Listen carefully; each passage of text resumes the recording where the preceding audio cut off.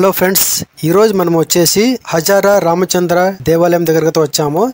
ఈ దేవాలయం వచ్చేసి కర్ణాటకలోని విజయనగర సామ్రాజ్యం రాజధాని అయిన హంపీలోకే వస్తుంది.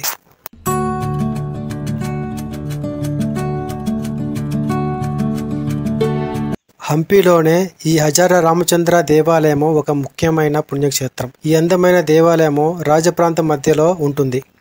ఈ దేవాలయము శ్రీరాముడికి అంకితం చేయబడిన ఒక ముఖ్యమైన దేవాలయము. ఈ దేవాలయం వచ్చేసి ఒకప్పుడు విజయనగర సామ్రాజ్యంలో ఉన్న రాజు కుటుంబం యొక్క ప్రైవేట్ ఆలయంగా ఉండేది. ఈ దేవాలయం బయట గోడల పైన ఆ కాలంలో దసరా పండుగలో పాల్గొనే జంతువులను మరియు నృత్యకారులను చాలా అద్భుతంగా చిత్రీకరించారు 5 వరుసలలో. ఇందులో మొదటి వరుసలో వచ్చేసి ఏనుగులపై ఉన్న సైనికులు, రెండవ వరుసలో గుర్రాలతో ఉన్న సైనికులు, మూడవ వరుసలో కాలినడకన ఉన్న సైనికులు మొదలైన వారితో పాటు 4వ వరుసలో నృత్యకారులు, 5వ వరుసలో సంగీతకారులు మరియు కృష్ణలీలలు ఇవన్నీ గోడలపైన చిత్రీకరించారు.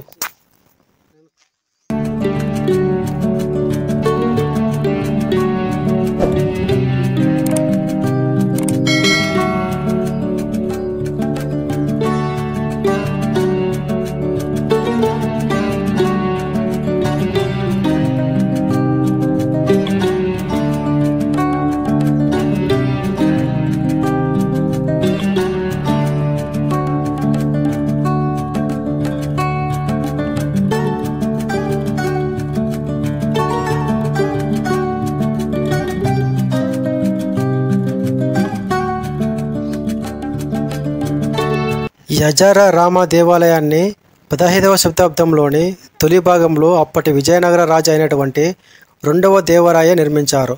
మొదట గర్భాలయము, స్తంభాల హాలు మరియు అర్ధ మండపం మాత్రం నిర్మించారు. తర్వాత దీనిని పునరుద్ధరించి బహిరంగ మండపము మరియు అందమైన స్తంభాలను నిర్మించారు.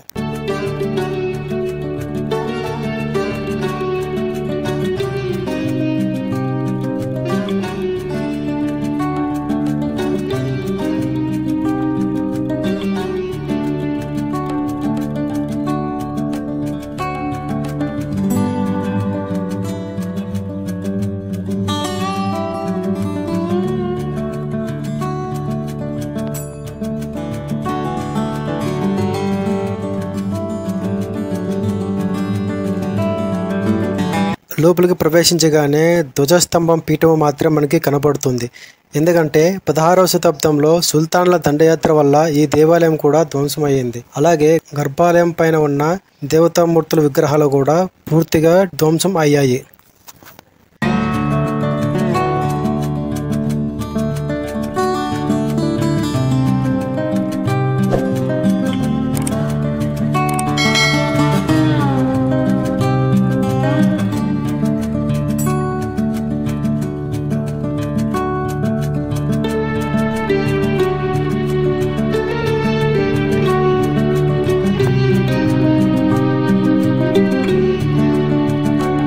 ఈ దేవాలయంలో ఎటు చూసినా రామాయణంలో జరిగిన ప్రతి ఒక్క సన్నివేశాన్ని శిల్పాల రూపంలో కనిపిస్తుంది. ఈ అర్ధ మండపం యొక్క గోడలపైన దశరథ మహారాజు 3 భార్యలకు ఆహారం ఇవ్వడం, అహల్య మోక్షము, సీతాదేవి జింకను చూపించడం, రాముడు జింకను వేటాడడం మరియు రావణాసురుడు శ్రీరాముడు మధ్య యుద్ధం, అలాగే విశ్వామిత్ర మహర్షి రామలక్ష్మణులను అడవులకు పిలుచుకొని పోవడం వంటి శిల్పాలను మనము చూడవచ్చు.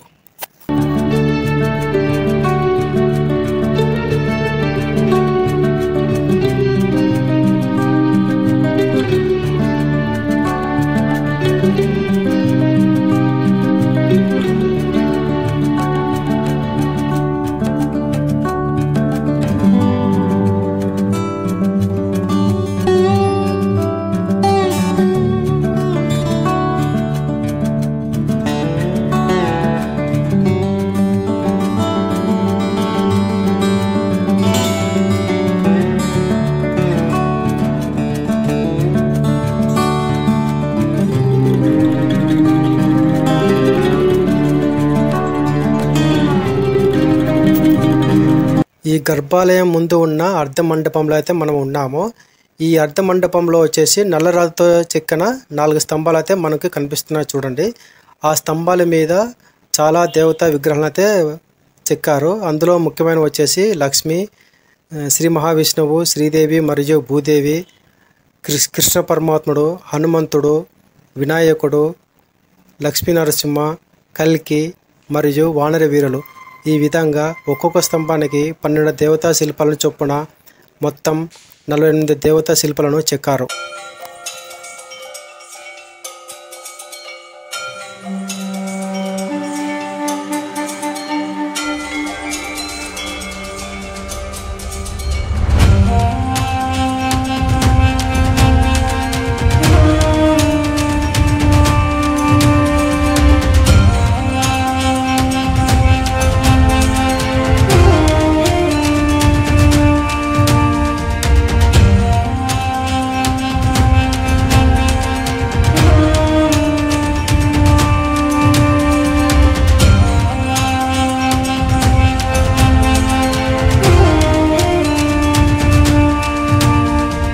అలాగే ఒకప్పుడు ఈ గర్భాలయంలో శ్రీరాముడు, లక్ష్మణుడు మరియు సీతా విగ్రహాలు ఉండేవి. ప్రస్తుతానికి ఈ గర్భాలయం తలుపతే మూసైతే ఉంచారు. ఎందుకంటే 16వ శతాబ్దంలో దండయాత్ర వల్ల ఈ దేవాలయంలో ఉన్న విగ్రహాలు పూర్తిగా ధ్వంసమయ్యాయి. అందువల్ల ఇక్కడ పూజలు కానీ పూజారులు కానీ ఎవరైతే ఉండరు.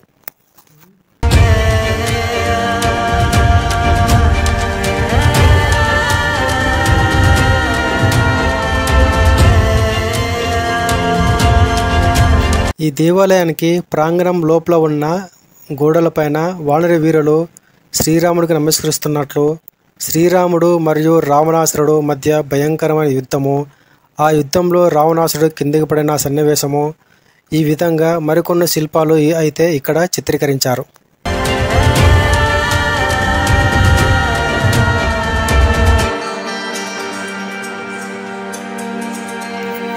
ఈ హజారా రామచంద్ర దేవాలయంలో ఒక కళ్యాణ మండపం కూడా ఉంది. ఈ కళ్యాణ మండపంలో పైన కప్పు నుంచి గాలి రావడానికి వీలుగా నిర్మించారు. ఈ కళ్యాణ మండపం గోడలపైన కూడా రామాయణంలో జరిగిన ప్రతి ఒక్క సన్నివేశాన్ని శిల్పాలుగా చెక్కారు. అందులో కొన్ని ముఖ్యమైనవి చూపిస్తాను, చూడండి. సీతా స్వయంవరం కోసం ముగ్గురు శివుడి భారీ ధనస్సును మోసుకొని వెళ్ళడం, అలాగే శ్రీరాముడు ఆ ధనస్సును 2 ముక్కలు చేయడం, సీతను పెళ్లి చేసుకోవడం వరకు అన్ని సన్నివేశాలను ఇక్కడ చిత్రీకరించారు. హనుమంతుడు తన తోకను చుట్టి రావణాసురుడి కన్నా ఎత్తులో కూర్చోవడం, సీతాదేవి రావణాసురుడు అపహరించి తర్వాత సీతను వెతుక్కుంటూ హనుమంతుడు కలవడం, శ్రీరాముడు 7 తాటి చెట్లను ఒకే బాణంతో నరకడం, సుగ్రీవుడు శ్రీరాముడుకు సీతాదేవి ఆకాశ మార్గం నుంచి కిందకు పడేసిన బంగారు ఆభరణాలు చూపించడము, సుగ్రీవుడు అన్న అయినటువంటి వాళ్ళని శ్రీరాముడు ఒక చెట్టు వెనకాల నుంచి చంపడం వంటి సన్నివేశాలు, అలాగే రావణాసురుడు చంపడం వరకు అన్ని సన్నివేశాలు ఈ కళ్యాణ మండపం గోడలపైన చాలా అద్భుతంగా చెక్కారు.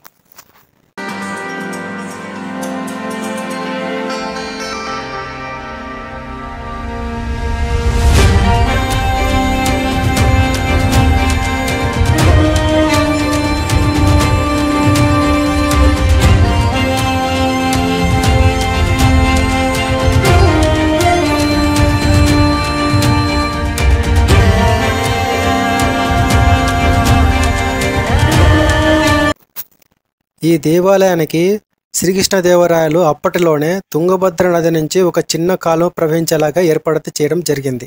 అలాగే ఇక్కడ ఈ దేవాలయంలోన 2 అండర్ గ్రౌండ్ ట్యాంకులు అయితే ఏర్పాటు చేయడం జరిగింది. మీరు చూస్తున్నది మొదటి ట్యాంక్ అన్నమాట.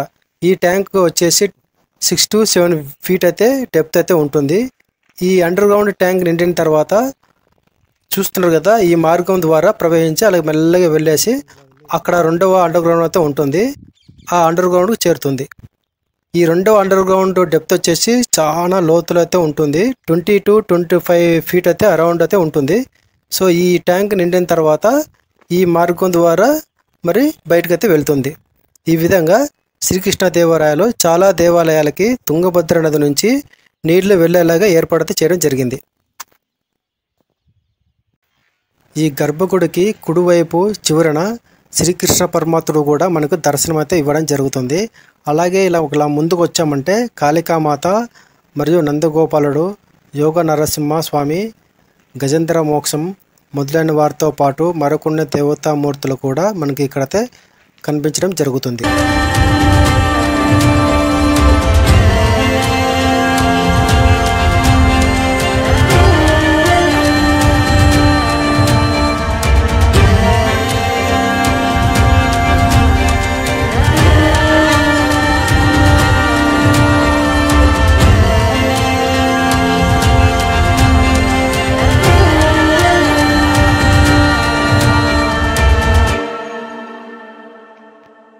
ఈ హజారా రామ అనే పేరుకు 1000 రాముల దేవాలయం అని అర్థం.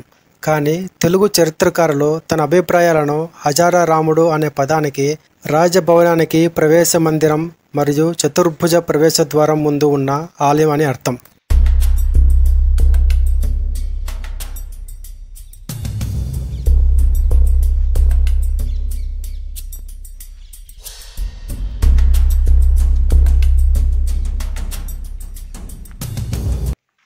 ఈ దేవాలయం దర్శనం అయిపోయిన తర్వాత ఈ మార్గం ద్వారా మనం బయటకు వచ్చినట్లయితే బయట ఉన్న గోడల మీద ఆనాటి కాలంలో దసరా వేడుకలు ఏ విధంగా అయితే జరిపేవారో అవన్నిటినీ ఇక్కడ శిల్పాల రూపంలో చెక్కారు.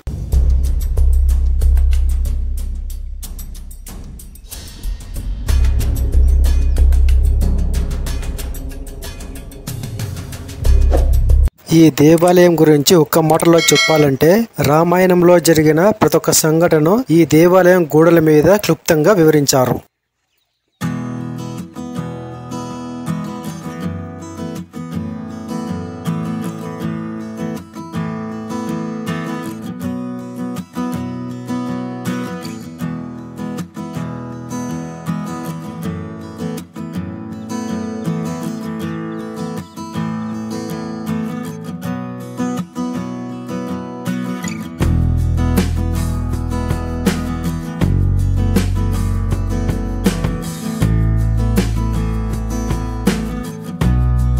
ఈ వీడియో మీకు నచ్చిందని అనుకుంటాను ఫ్రెండ్స్. సో ఈ వీడియో నచ్చితే ప్లీజ్ లైక్ చేసి షేర్ చేసి సబ్స్క్రైబ్ అయితే చేసుకోండి friends. Thank you for watching.